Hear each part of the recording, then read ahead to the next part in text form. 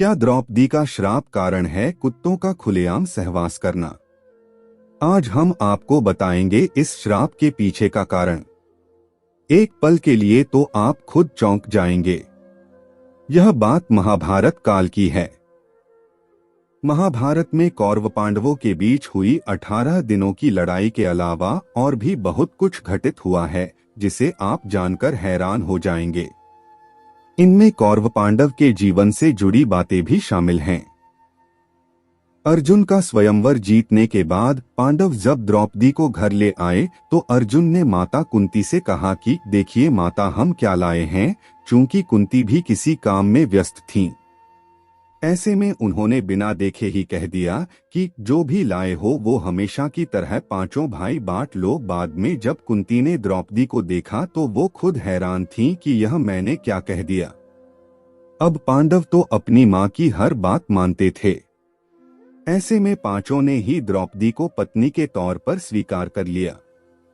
इसके बाद यह नियम बनाया गया कि द्रौपदी हर साल एक पांडव के साथ रहेंगी।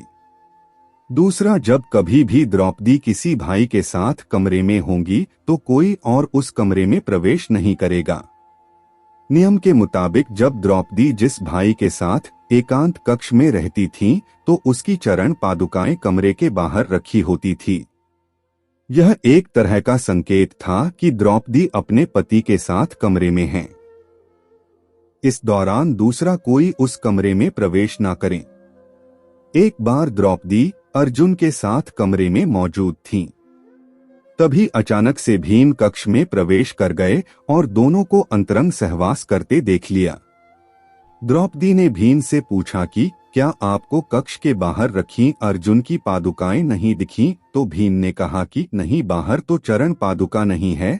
तब अर्जुन और भीम ने पादुकाएं खोजने की कोशिश की तो देखा कि पादुकाओं को एक कुत्ता उठाकर ले गया था और वो उनके साथ खेल रहा था। यह बात द्रौपदी को पता चली तो वह बेहद क्रोधित हुई।